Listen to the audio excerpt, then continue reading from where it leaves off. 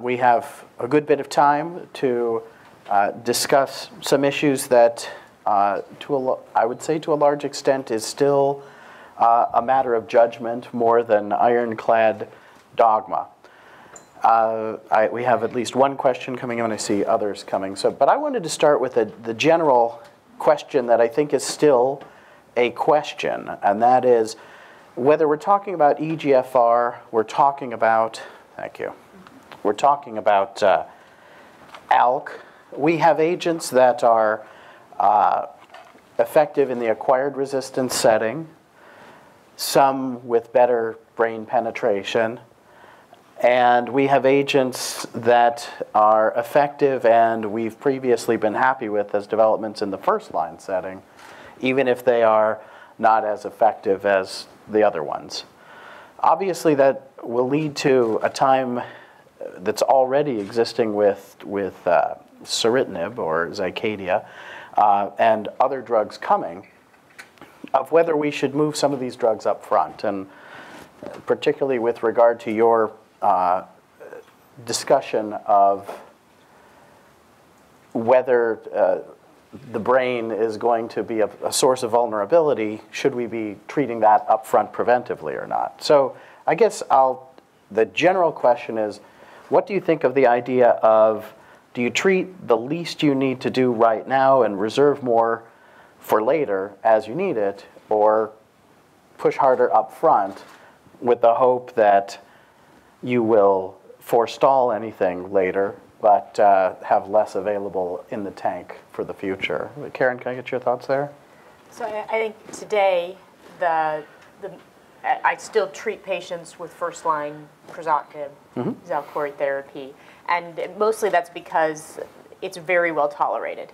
And so speaking of somebody without multiple brain metastases that might need whole brain radiation, then I think that starting with crizotinib still makes a lot of sense. We know a lot of information about these drugs, that they work well post-crizotinib and you can get more benefit. And I think really what we're going to see is sequencing of these drugs in order to get, as Dr. Owonikoko alluded to, get to a chronic disease. I'm not sure that we can prevent all of the resistance from happening, so using the second-generation inhibitors up front outside of potentially in a patient that would otherwise need whole brain radiation, where I think that makes a lot of sense to avoid whole brain radiation. Because the other question is whether a drug like crizotinib could overcome the resistance that you see with these second-generation inhibitors. If it can overcome that resistance and you have that in the sequence, then maybe it doesn't matter. Because to me, it's about the length, the duration, and the quality of life. And we don't have that answer. We do know that these drugs work well after crizotinib. We don't know whether crizotinib can work well after these other drugs.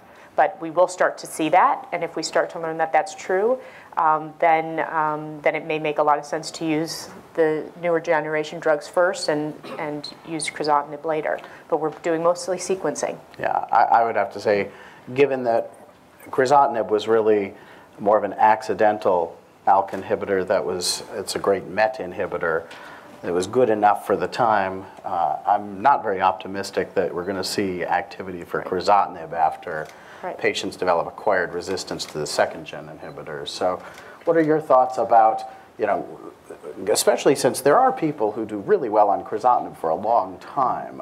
Do you feel, as somebody who is well aware of the potential Achilles heel of crizotinib, but it's also potential good activity for a long time, are you inclined to do the least you need or the most you can do? Yeah, I think those are very important considerations for patients. The way I look at it is, even though a large number of patients will develop brain metastasis, not all patients will develop brain metastasis. And we want to have every tool that we need, keep them in the box and be able to use them. As already been mentioned by Dr. Reckamp, we do not know if you do not use your crizotinib frontline and you immediately go to the new generation drugs and the patient stop responding, do you forever lose that opportunity of getting the benefit from crizotinib? So I think at this point it's going to be a little premature to just say because these other drugs are active in the brain, then we need to immediately move them into the front line. Now, if we have a patient who has brain involvement, that is a different question. But in the absence of that, I would still favor the use of the most appropriate drug for the patient based on their unique situation. And I will still go with crizotinib as frontline patient therapy unless I have reasons to not want to use it. And next year we may be saying the exact opposite. Well, but, so I'd like to turn to the question. At least one question came in asking a variant of what I'm thinking is you can have someone who up front presents with 1 or 2 brain metastases, symptomatic or not, or develops very limited brain metastasis on crizotinib, readily treatable with stereotactic radiosurgery. Do you go back to or keep a patient on crizotinib, or do you immediately transition at that point to, as soon as you have declared vulnerability in the CNS? Go ahead. Yeah, that's actually a very practical question, which is that, so there are 2 issues there. One is you have a patient already on crizotinib and they progress in the brain, but I'm assuming they're not progressing outside the brain. And whatever is going on in the brain, you can easily manage with standard intervention like stereotactic radiosurgery. My inclination for that patient, unless I have reason to believe that there is molecular alteration that will make crizotinib not to work again, would be to do the stereotactic and keep the patient on crizotinib and reserve the serotinib or any other option that I'm going to use down the line for when I truly need them, rather than switch immediately to serotinib. Your thoughts? And I agree with that. I think our goal is to keep our patients feeling as well as possible for as long as possible. And you don't want to get rid of a drug if you have other alternatives. And doing stereotactic radiosurgery to a limited number, when you have 20 or more and have to do extensive, that's a different question. But if it's a limited number that can be reasonably treated, keep on the drug that is working, do the stereotactic, and you can, I mean, I've had patients do things like that for years before they need the next drug. And then you gain time.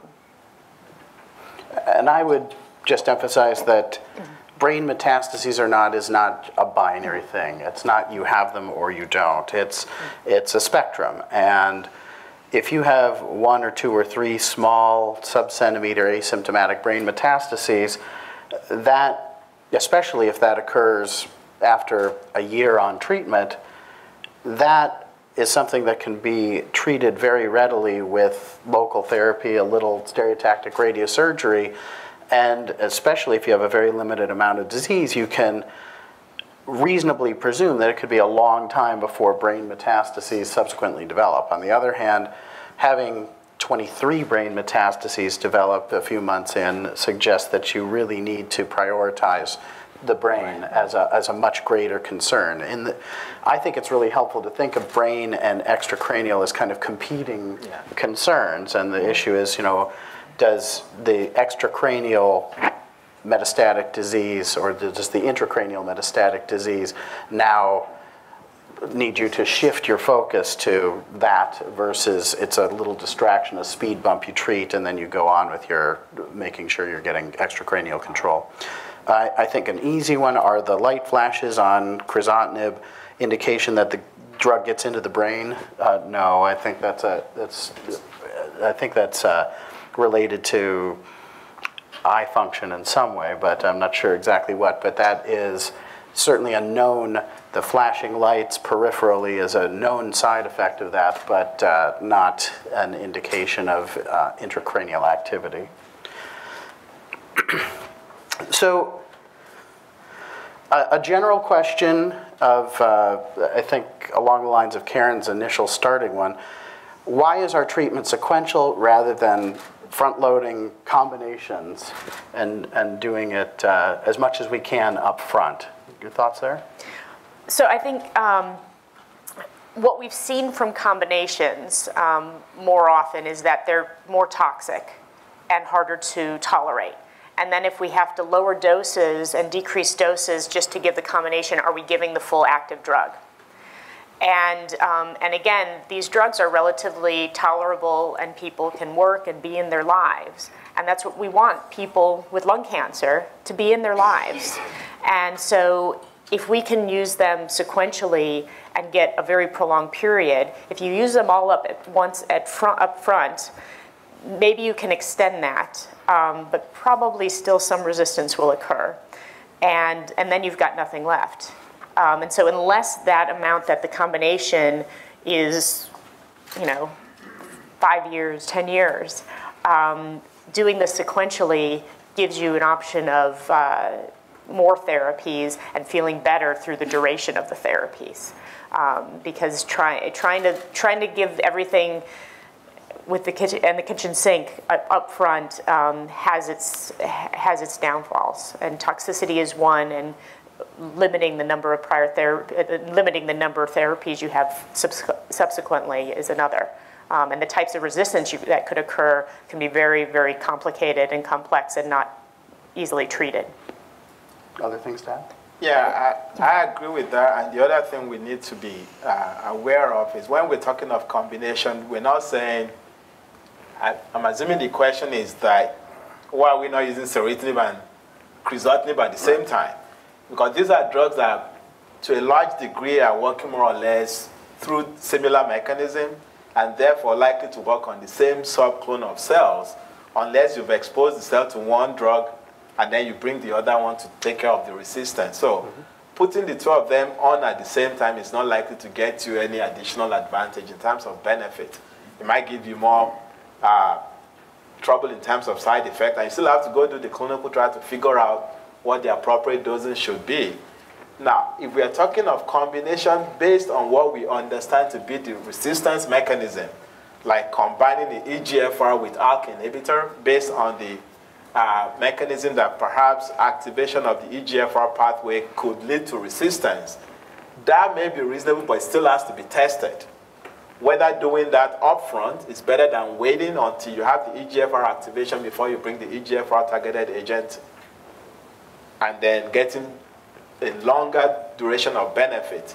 That is still something that we have to test in the clinic and decide that that is the right approach to adopt. I think it's important to bear in mind that in most cases the goal isn't just to get to 6 months from now doing well. It is, we want people to do well for many, many years to come. And so we have to be thinking about the longitudinal strategy that involves being judicious about the treatments. I mean, to me, I think of it, especially when you talk about treating the same mechanism, it's like if you have a coat of, you put a coat or two of paint on your house, adding another coat of paint in the same color or a slight shade different isn't really going to mean that you aren't going to have to repaint your house in 10 years.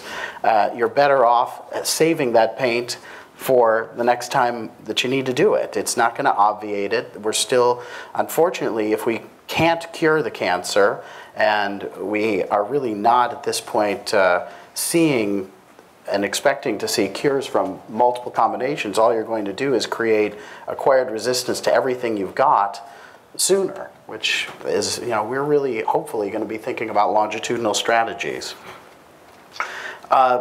So one of the questions is about efficacy of serum-based blood tests, CEA, CA-125. Do you use this? Do you think it's a way to assess acquired resistance? So the serum-based blood tests like CEA, I don't check at all. They can fluctuate and vary. There's no data to say changing treatment based on them is helpful. You could have a slight increase and then change your treatment. Again, we want to use the treatment as long as we possibly can. And so even sometimes when there's progression, something grows from a half a centimeter to a centimeter, well, that's progression. But if there's no symptoms and there's nothing, it may not be the right time to change. So basing it on a serum value that there's no data on is not helpful. Usually what it does is cause a lot of anxiety for everybody involved, and people jump and want to jump, and there's nothing to jump for. And so I don't check them. I don't either. And actually, I used to read this in the textbooks, like CEA and stuff like that in the context of lung cancer. Actually, I didn't know that. I didn't think that anybody was checking it. But then when I go online and I read about, things, patient forum and what people write, like, oh, my doctor is checking my CEA. I'm like, oh. So some people are still checking. So personally, I do not check it as a way to monitor response or decide on what to do with treatment. And another question related to that is, if you were doing serum-based gene profiling T790 detection, something like that. That's different. I'll offer that, and people can also add their thoughts. To me, it doesn't matter whether it is my PET scan shows that the standard uptake value, or SUV, the metabolic uptake, went from 5.9 to 7.1, or the CEA went up, or that we found with excruciating effort that there is microscopic amounts of T790 in my blood. Those are all highlighting the distinction between any kind of progression and clinically significant progression. And we don't have so many great therapies that we should rush to discard them too early. And so if you have to go to that much trouble to find progression, it's not important. And it's really probably not a good idea to, you don't need to go find trouble, it'll find us. And so if you have to use tests and the scans don't show things growing and you are symptomatically doing well, I think many of my colleagues really feel that it doesn't matter whether it's a PET, a CEA, or incredibly low levels of T790M in blood. These are all just ways of, hey, I'm doing well, but I really want to find a way to not be doing well. So I do not favor that in any way. A question about proton therapy for brain metastases. Does that have any incremental benefit that you know of? Not that I'm aware of. And if anything, I think most sites with proton beam therapy centers are struggling. So if there's some benefit to it, it's not catching up soon enough. So, your thoughts? I don't know of any benefit over standard treatments. And I feel the same way, that we need more data about protons. Proton beam is being really marketed way ahead of data because it's a profitable thing to do, but there's really not evidence that people do better with lung cancer at this point, which isn't to say it can't or won't happen, but we don't have evidence for it. And I think a lot of it is marketed based on just innuendo and new is better, but the fact that it happens to be a very, very, very expensive way to do the same thing right now is a concern. Question about, if you have somebody who is doing well extracranially, but has intracranial progression, should you be changing systemic therapy? I would say we need to be thinking about not just that systemic therapy is the only option, that you need to perhaps consider changing extracranial therapy, but also bear in mind that you have another form of treatment that comes to bear, which is you might be able to just do that readily with radiation, correct? Yes. That's correct. And one other thing I think Dr. Riley could also allude to that maybe during the EGFR session. People have tried to use the same medicine at a higher dose to see whether that will get into the brain and obviate the need for you to have to change your treatment completely. So another question, let me see. What about, is there any way to predict in someone how soon or far off acquired resistance is going to occur based on some pattern of response right now or other clinical characteristics? Unfortunately, the short answer is no. There are tumors that act aggressive and do start to grow relatively quickly. Those are rare, but those tend to be people that are very sick. They get better for a little while and then get very sick again. But at this moment, it's really impossible to tell. If I could tell you who was going to be on the first generation TKI for 5 years and who was going to progress in 8 months, I could probably patent that. You have a thought? Yeah, it's difficult to tell. I think we all see it and we wonder why this person is doing so well. But the NCI strategy now is to try to profile this type of patient, what they call the exceptional responders, that perhaps if you know of any such patient, they can sign up, and they will do extensive testing to see whether we can gain some insight as to why certain patients do really, really well on any of these targeted therapies as compared to the general population of patients.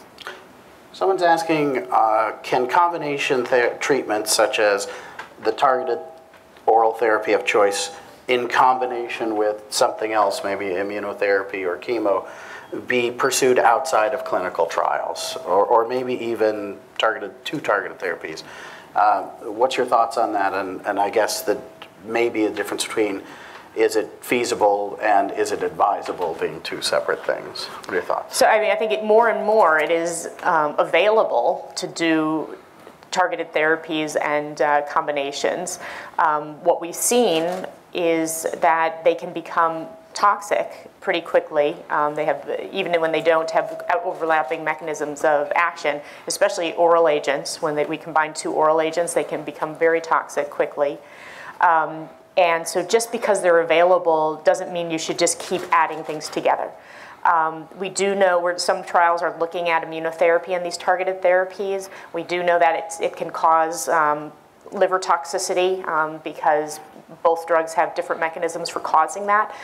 So I think doing it in a trial and getting some data and some evidence, especially about the dosing and how to give it, is going to be important. And we don't know that giving them together, again, is the best thing, and sometimes sequencing it may be better. There's a handful of patients where maybe giving immunotherapy first is better than doing it with TKI. And we do know that chemotherapy with a TKI is generally not better. It's more toxic, but not better. And there's certainly some theoretical reasons why they could compete with each other too. Right. Your thoughts? Yeah, I agree with that. I think in order for us to get the maximum advantage of everything that we do, if someone can participate in a clinical trial, that would be the better way to go about seeing whether or not combination of drugs would be better than a single agent. More importantly is, even when you have two approved drugs, just putting them empirically together doesn't mean that you are putting them together at the right dose. Because if you are to do that trial, it may turn out that the approved dose for one is not the same dose that you'll be able to combine with the approved dose for the other drug. And I would say that just the whole concept that more must be better is a flawed one. A related question is, and you mentioned this, it seems that many of these drugs can combine and lead to limiting liver toxicity. So can patients do something different in terms of helping their liver in terms of lifestyle with suggestions of an alkaline diet or alkaline chemical shift or certain foods or vitamins? I'll field that and say, to me, the alkaline shift and acid base and cancer fighting is one of the prevalent and frustrating myths in the cancer world. It's part of the whole idea of starting GRACE in 2007 and some other work I was doing before that online was knowing that there's so much bad information online and it's so easy to share, but just because it's on the internet doesn't mean it's right. And I wanted, at the same time, oncologists and other physicians have been relatively reluctant to participate online, but we need, knowing that everyone now goes online. Dr. Google's everyone's favorite doctor, but we need to be having this information out there to compete with what is there, but is just, you just don't find people who are experts in cancer talking about alkaline therapy except to wince about it. And it's just a horribly bad idea that has no clinical evidence. Certain foods or vitamins, in theory, we'd all like to have more control in an uncontrollable situation, and I appreciate that. But there's just not an iota of a scintilla of real evidence that high-dose vitamins or profound changes in diet, Budwig or other, lead people to do better. So Do you have a comment? I would just like to add that most of these drugs are causing liver toxicity, especially the oral drugs, because they're processed through the liver, and the liver gets out toxins, and so that's part of why they cause liver toxicity. Anything you ingest can potentially interact with that. So actually adding more when you have liver toxicity, there are lots of things you can avoid, alcohol, acetaminophen, things like that. But adding things for liver toxicity, there's no logic to that. Should be less is more. A question about, are the bones similar to the brain in terms of penetration and acquired resistance? I would say no. There is no blood-bone barrier. But it's just an interesting pattern that, again, added to the list of things we would like to know more about but don't, about why some patients have a pattern of lots more spread in their liver or brain or bone versus all throughout their lungs. And then, why does acquired resistance develop in the bone lesions but not in the liver? We just don't know that yet. But you can also locally treat the bone, and so can continue on a first-generation inhibitor and treat the bone with radiation if it's painful. And usually we only treat it if it's painful, if it's or causing some kind of problem. So. But it can certainly represent a more global Right. acquired resistance. Someone asks about, does T790M occur only in EGFR, or is it also in ALK positive? So we should clarify that T790M is in the EGFR gene, and it's specifically a mechanism for an EGFR acquired resistance. There are other mutations in ALK that but there is not one that represents 50 or 60% the way that T790M is such a common pathway.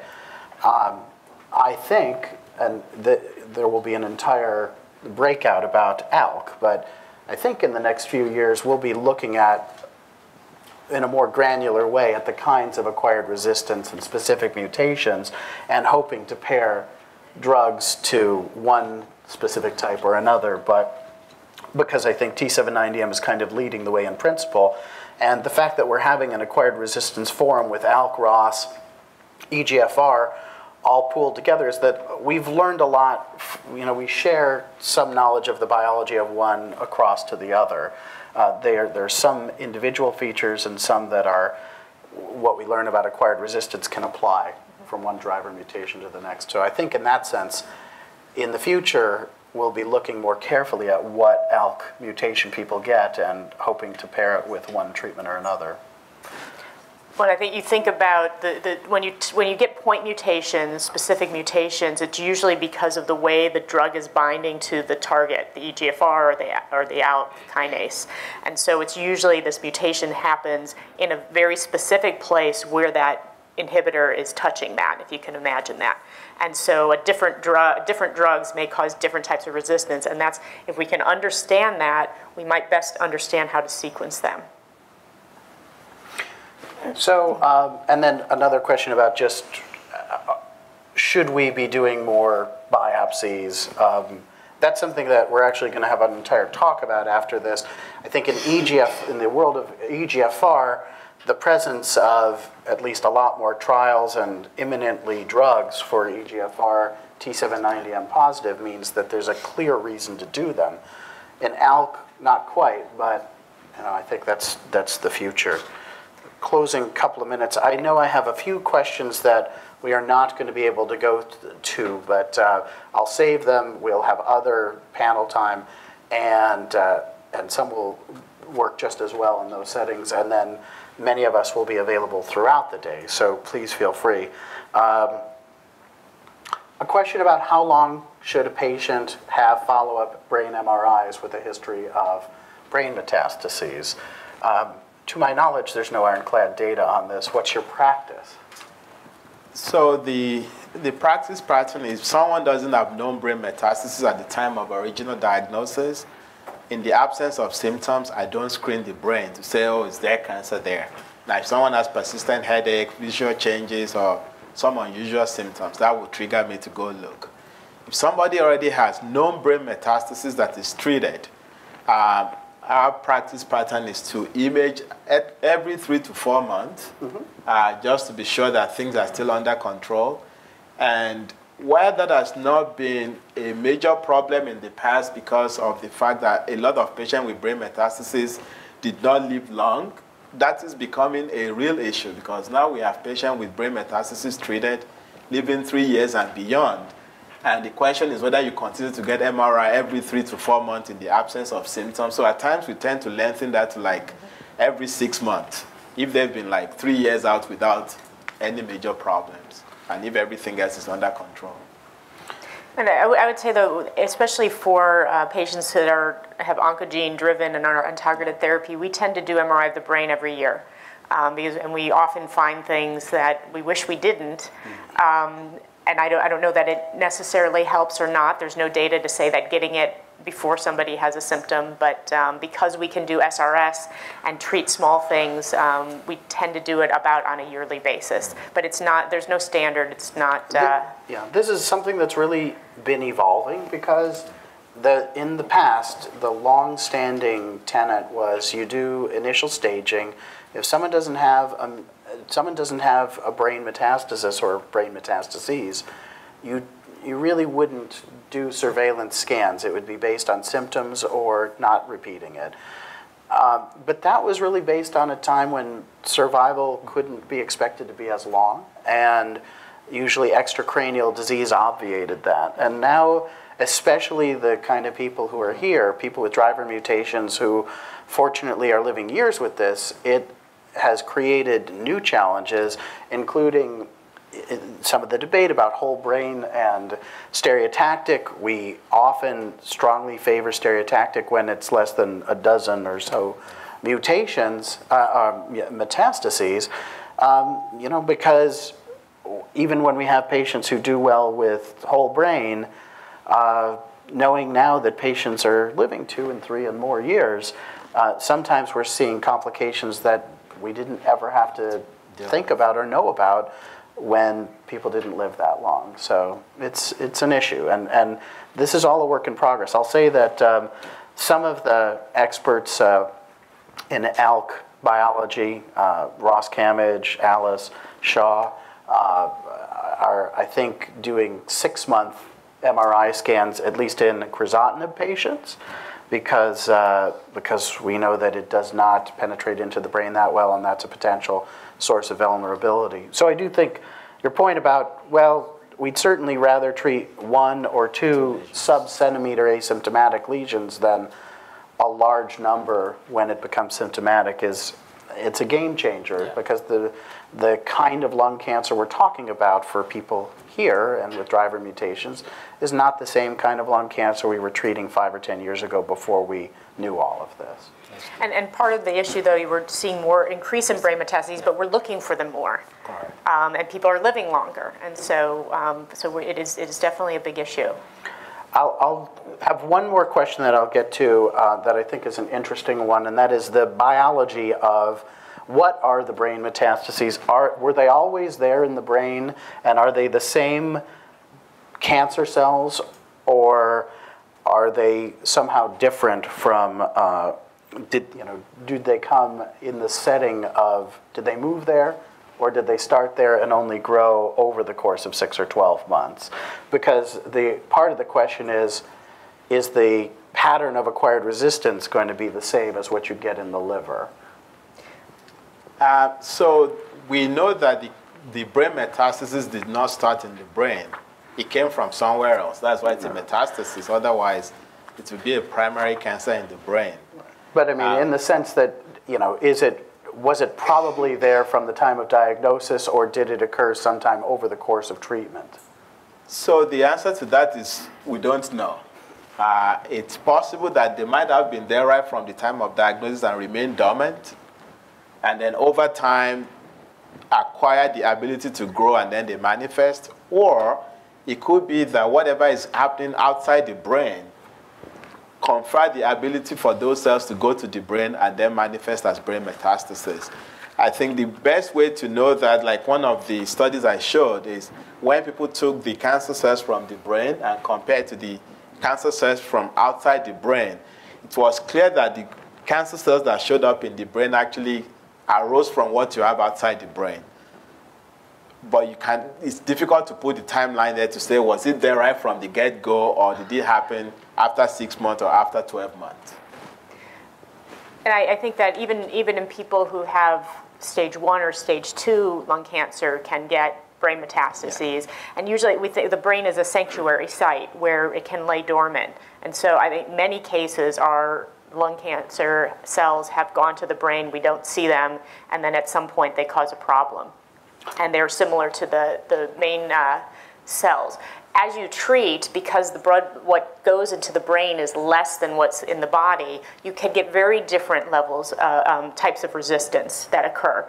And it's not that it didn't start out the same, but as you get treatment, what's happening in the brain may be different than what's happening in the body. Which is part of the reason that it can be a special case. And that is that, for instance, there are some data that show that the patients with brain metastases, if you look at the biology of those brain metastases, they have lower T790M levels. So it's not that they were under the same selective pressure of seeing the EGFR inhibitor all day long and develop that. They snuck in under the wire, and they are able to grow behind the fence where they can't be attacked by the EGFR inhibitor. So still more to learn, and I think in general we don't know for sure is always a safe answer, but